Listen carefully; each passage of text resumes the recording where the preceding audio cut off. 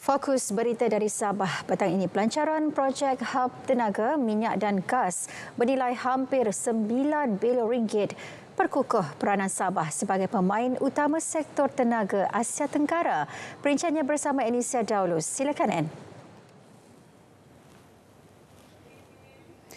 Ya, baik Zahira.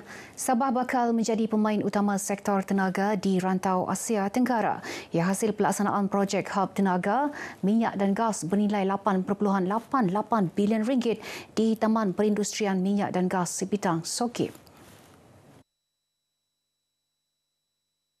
Ketua Menteri Datuk Seri Panglima Haji Jinor berkata projek berkenaan akan membuka lebih banyak peluang kerjasama, inovasi dan pembangunan dalam sektor minyak, gas dan tenaga. Kerjasama seumpama turut memberi manfaat kepada industri dan komuniti tempatan. Datuk Haji menyatakan demikian di Ibu Negeri ketika berucap melancarkan projek hub tenaga, minyak dan gas di Sogip. Projek tersebut merupakan kerjasama Perbadanan Pembangunan Minyak dan Gas Sabah SOGDC dan sebuah syarikat peneraju global dan industri maritim dan perkapalan Gibson Shipbrokers Limited. Melalui kerjasama ini, Sogip akan berfungsi sebagai pemangkin pertumbuhan sektor tenaga ke arah pertumbuhan ekonomi Sabah yang mampan. Projek yang dilaksana dalam dua fasa itu melibatkan pembinaan pelabuhan yang canggih untuk menyokong aktiviti pengangkutan dan perdagangan tenaga.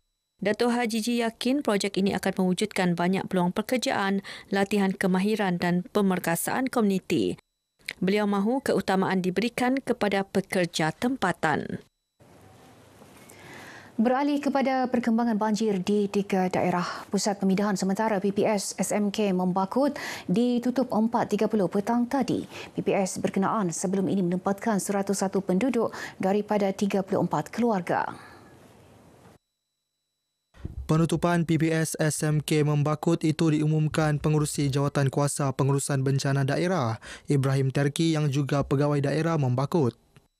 Ia menjadikan hanya 5 pusat pemindahan aktif di 2 daerah iaitu di Beaufort dan Kinabatangan yang menempatkan 939 penduduk daripada 292 keluarga.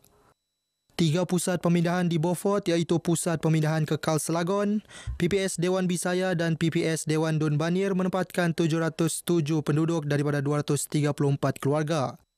Manakala 2 PPS di Kinabatangan masih menempatkan 232 orang melibatkan 58 keluarga. Daripada jumlah itu, 124 orang berlindung di PPS SK Bukit Garam, manakala 108 orang di PPS SK Sukau.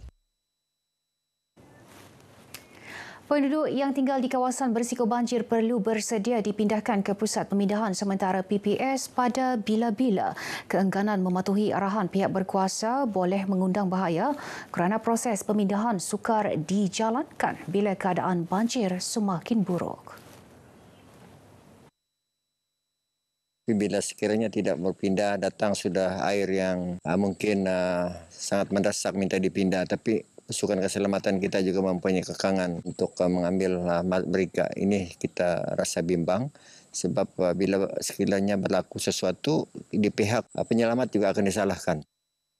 Datuk Ruslan yang juga pembantu menteri kepada Ketua Menteri ditemui pemberita selepas mengadakan tinjauan ke beberapa kawasan kampung di Dun Lumadan yang dilanda banjir sejak Sabtu lepas. Beliau diminta mengulas keengganan segelintir penduduk dipindahkan ke PPS walaupun kawasan mereka sudah dinaiki air. Antara sebab penduduk enggan berpindah kerana bimbang rumah dimasuki pencuri, keselamatan hewan peliharaan serta kesukaran berpindah kerana bilangan anak yang ramai. Dalam pada itu, Datuk Ruslan menjelaskan kelewatan penyaluran bantuan bakul makanan kepada penduduk terjejas banjir di kawasan ini disebabkan kekangan penyediaan bahan makanan daripada pembekal. Banjir yang melanda daerah Beaufort sejak Sabtu lalu telah menjejaskan lebih 60 buah kampung, termasuk 50 buah di zon Gadong. Tahap keselamatan di negeri ini terkawal dan selamat. Ia hasil kawalan berterusan pasukan keselamatan di kawasan daratan dan perairan negeri terdiri Eastern Sabah Security Command ESCOM dan Polis Diraja Malaysia PDRM. Panglima Medan Timur Tentera Darat Lieutenant Jeneral Datuk Muhammad Sofi Mat Lepi berkata pembinaan pos-pos kawalan juga giat dilaksana bagi memperkasa tahap keselamatan serta meningkatkan benteng keselamatan perairan negara. Dua daripada pos kawalan berkenaan siap dibina iaitu pos kawalan Kampung Mentadak Baru Pulau Sebatik dan pos kawalan Felda Selatan di Kalabakan. Kita jangka siap pada tahun ini adalah sebanyak 2 juga, iaitu di Tambulanan dan Berhentian. Ada 4 pos di Pulau Sebatik yang telah diluluskan oleh Majlis Keselamatan Negara dengan kolaborasi Tentera Darat dan juga Kementerian Pertahanan dan juga pihak MKN. 1 pos akan diberikan kepada Tentera Darat untuk kita menduduki pos tersebut di Pulau Sebatik, iaitu di Sungai Kuning. Datuk Muhammad Sofi ditemui media selepas kunjungan hormat terhadap Yang di-Pertuan Negeri Tun Musa Aman di Istana Seri Kinabalu. Dalam perkembangan lain, Datuk Muhammad Sofi berkata pihaknya turut menyalurkan bantuan dan sokongan kepada penduduk terjejas banjir sepanjang luruan monsun yang dilaksana dengan kerjasama pihak berkuasa awam dan pasukan keselamatan lain. Kementerian Pelancongan Kebudayaan dan Alam Sekitar Sabah disaran menerokai potensi pelancongan ziarah keagamaan. Menteri Pembangunan Usahawan dan Koperasi Datuk Iwan Benedict berkata agensi di bawah kementeriannya bersedia membantu dari segi pembiayaan dana. Cuma dari segi pakejnya itu, programnya itu saya percaya Kementerian Pelancongan boleh melihat lebih jauh bagaimana kita boleh menarik pelancong dalam dan luar negara ke Sabah untuk religious pilgrimage supaya kita serlahkan lagi keunikan dan keharmonian kaum dan agama yang ada di Sabah ini. Datuk Iwan ditemui media ketika menghadiri sambutan perayaan Taipusam di Kuil Sri Subramaniam Lokawi, Kota Kinabalu. Beliau memaklumkan sekiranya pakej pelancongan ziarah keagamaan diurus oleh koperasi di bawah KUSKOP, beberapa program sokongan turut disediakan seperti jejak koperasi. Kira-kira 800 penganut Hindu menjalankan upacara keagamaan sempena Taipusam di Kuil Sri Subramaniam Lokawi seawal 6 pagi tadi. Sementara itu, dalam majlis berasingan, Datuk Iwan memaklumkan lebih 813 juta ringgit pembiayaan disalurkan agensi di bawah KUSKOP kepada usahawan dan koperasi di Sabah. Antara agensi terlibat termasuk Amanah Ikhtiar Malaysia AIM, Tekun Nasional, Bank Rakyat SME Bank dan Suruhanjaya Koperasi Malaysia SKM.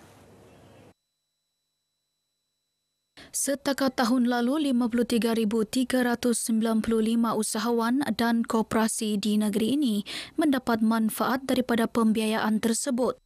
Saya secara peribadi ingin melihat lebih ramai usahawan PNKS dan koperasi tampil, datang, berjumpa dengan kami dan agensi bawah kementerian. Lalu di Sarawak kita boleh salurkan pembiayaan lebih daripada 1 bilion ringgit pada tahun 2024. Bersama juga saya ingin dapat sampai untuk tahun 2024. Datuk Iwan ditemui pemberita selepas majlis malam apresiasi media di Ibu Negeri. Beliau juga berkata komuniti perusahaan mikro, kecil dan sederhana PMKS merupakan penyumbang terbesar kepada ekonomi negara dengan sumbangan sebanyak 39.1% kepada keluaran dalam negeri kasar KDNK. Dalam pada itu, Datuk Iwan memaklumkan ramai 1,585 usahawan di negeri ini telah mengikuti latihan dan bimbingan anjuran Institut Keusahawanan Negara INSKEN. Lebih 100 pengamal media Sabah diraikan dalam majlis ini.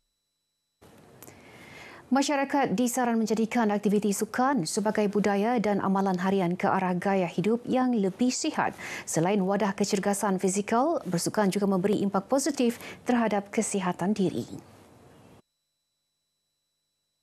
Kita di Pemuda Agama Serayat yakin dan percaya aktiviti sukan dariada seumpama ini mampu menerbitkan satu situasi yang mana ia mampu mewujudkan aktiviti yang sihat dalam kalangan anak muda terutamanya. Mereka boleh mengisi masa lapang dengan melaksanakan program-program riadah, program sukan. Naib Ketua Pemuda Gagasan Rakyat Azrul Ibrahim menyatakan demikian selepas menyempurnakan Majlis Penyampaian Hadiah Pertandingan Bola Sepak Lapan sebelah tertutup Mukim Kinarut di Kinarut. Menurut beliau, pihaknya juga komited memastikan golongan belia sentiasa aktif dan cergas menerusi penganjuran pelbagai aktiviti. Ia bukan sahaja dapat menghindari aktiviti tidak sihat, malah secara tidak langsung dapat mengetengahkan potensi bakat untuk melahirkan atlet Sabah.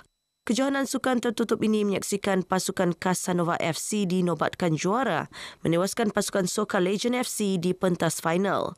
16 pasukan sekitar Kinarut menyertai kejohanan yang berlangsung 2 hari.